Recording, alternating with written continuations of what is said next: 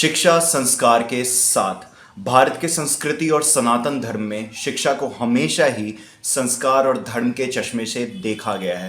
पर शैक्षिक संस्थानों में शिक्षा और धर्म का जुड़ाव कितना सही है और कितना अनिवार्य है, ये चर्चा का विषय है। एजुकेशनल इंस्टीट्यूट यानी शैक्षिक संस्थानों में अगर धर्म के पाखंड की अनुमति दे दी जाती है तो विद्यार्थी एक दूसरे को कलम की ताकत से नहीं बल्कि धर्म के दिखावे से पटकना जायज समझेंगे और इसी होड़ में रहेंगे।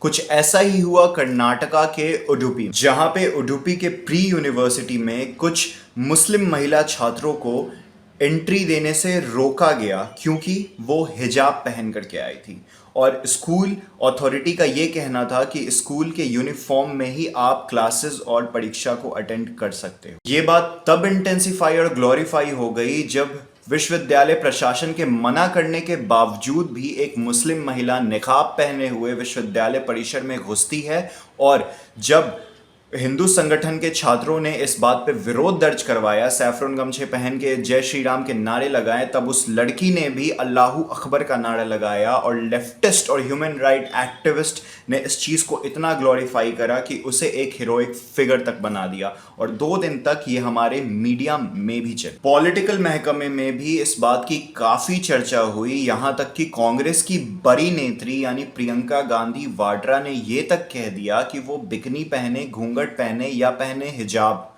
It's her choice.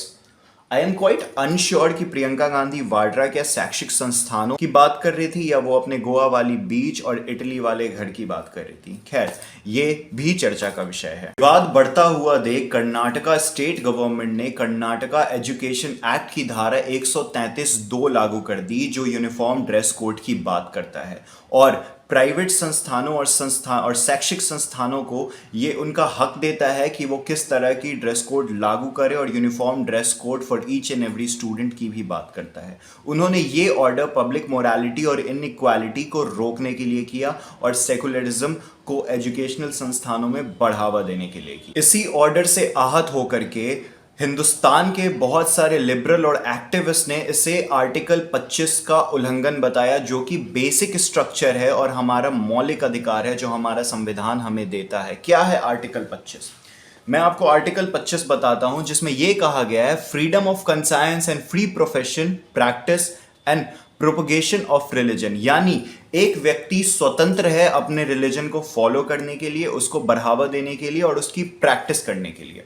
हिंदुस्तान के कुछ लिबरल ने इस बुर्का नहीं पहनने देने के ऑर्डर को इसे विरोधी बताया, इसे विरोधाभास में बताया इस आर्टिकल के।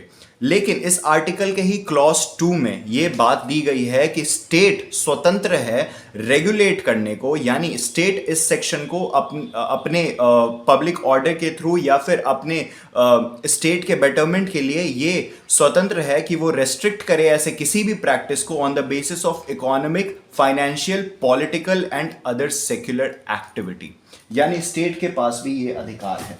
ये बात लिबरल लोगों ने नहीं बताई और खुद अपने बेसिस का इंटरप्रिटेशन किया। बात यही नहीं रुकी, बात आगे तक आई और ये तक कहा गया कि हिजाब और निकाब पहनना एसेंशियल रिलीजियस प्रैक्टिस का एक पार्ट है, यानी एसेंशियल रिलीजियस प्रैक्टिस उस प्रैक्टिस को कहते हैं जो धर्म आपको दिया हो, जो धर्म में अनिवार्य हो। इसी मुद्दे को लेकर के कुछ छात्र उच्च न्यायालय को मूव करे, यानी कर्नाटका हाई कोर्ट को, और उन्होंने ये रिट डाला कि उनके संवैधानिक अधिकार का हनन हो रहा है इस पब्लिक ऑर्डर के थ्रू और वो फ्री हैं हिजाब और निकाब पहनने के। Reshma versus state of Karnataka, जिसमें कि चीफ जस्टिस ऋतु राज अवस्थी ने भी चेयर करा था, ये जजमेंट दिया कि किसी भी सूरा और आयत, सूरा कुरान में चैप्टर को कहते हैं और आयात उसके वर्सेस को कहते हैं, किसी भी सूरा और आयात में हिजाब और निकाब को एसेंशियल प्रैक्टिस में नहीं माना गया है, यानी कि ये एक एसेंशियल रिलीजियस प्रैक्टिस नहीं है। उन्होंने ये यूनिवर्सल टर्म दिया कि ऐसी कोई भी चीज़ जो एक्सप्रेसली मेंशन नहीं हो आपके होली बुक में या फिर आपके प्रैक्टिसेस में या फिर आपके ट्रेडिशन में, उसे आप एसेंशियल रिलीजियस प्रैक्टिस नहीं मान सकते। कुरान में जो वर्ड मेंशन है वो है मॉडेस्ट, यानी ऐसे कोई भी कपड़ा जो आपके आपके मॉडेस्टी को सेफ गार्ड करता हो, आप उस वो पहनने के लिए ऑब्लाइज्ड हो। पर बुर्का और निकाब का कहीं भी जिक्र नहीं है। इसी के साथ ही कर्नाटका हाई कोर्ट ने इस प्ली को, इस पिटिशन को रिजेक्ट कर दिया था और कर्नाटका में इस चीज को, जो कर्नाटका स्टेट गवर्नमेंट ने ऑर्डर दिया था, उसे सही और वैलिड करार दिया। आर्टिकल 25 के हनन पे भी हाई कोर्ट ने यह कहा कि जो पब्लिक ऑर्डर है वो स्टेट गवर्नमेंट का सब्जेक्ट है, यानी स्टेट गवर्नमेंट ऑब्लाइज्ड है ऐसे किसी भी रूल्स एंड रेगुलेशन को फॉर्मुलेट करने के लिए जो बेसिक स्ट्रक्चर ऑफ कॉन्स्टिट्यूशन को तो ना तोड़े, पर अपने यहाँ की सिटीजन को सेफगार्ड करे और इक्वालिटी को भी बढ़ावा दे। इसका मतलब बुर्का और निकाब पहना ना एसेंशियल रिलीजियस प्रैक्टिस में आता था और ना स्टेट गवर्नमेंट की अकाउंटेबिलिटी बनती थी। अब इंटरनेशनल पर्सपेक्ट में आते हैं। इंटरनेशनल पर्सपेक्ट की काफ़ी सारी डेवलप कंट्री में हिजाब पहनना सख्त मना है, यानी कि हिजाब आप शैक्षिक संस्थानों में तो नहीं ही पहन सकते हो, बल्कि आप पब्लिक प्लेसेस में भी नहीं पहन सकते। इन डेवलप्ड कंट्रीज में सबसे पहले नाम आता है फ्रांस का, जिसने सबसे पहले हिजाब एजुकेशनल इंस्टीट्यूट में बैन किया। और एजुकेशनल इंस्टीट्यूट ही नहीं, काफ़ी अदर सेक्टर में भी ये बैन है, जिसमें काफ़ी कंट्रीज जैसे जर्मनी, फ्रांस, श्रीलंका, नॉर्वे और काफ़ी अदर कंट्रीज भी आती हैं। इसमें मुस्लिम बाहुल्य कंट्रीज भी आती हैं। मैं आपको टर्की का एग्जाम्पल देना चाहूँगा, जो एक मुस्लिम बाहुल्य देश है। वहाँ भी एजुकेशनल इंस्टीट्यूशन में हिजाब पहनना मना है। इसके साथ ही स्विट्जरलैंड में इस चीज को लेकर के रेफरेंडम हुआ था। रेफरेंडम उसे कहते हैं जब आपके लोगों से पूछा जाए किसी पॉलिसी को इंप्लीमेंट करने से पहले।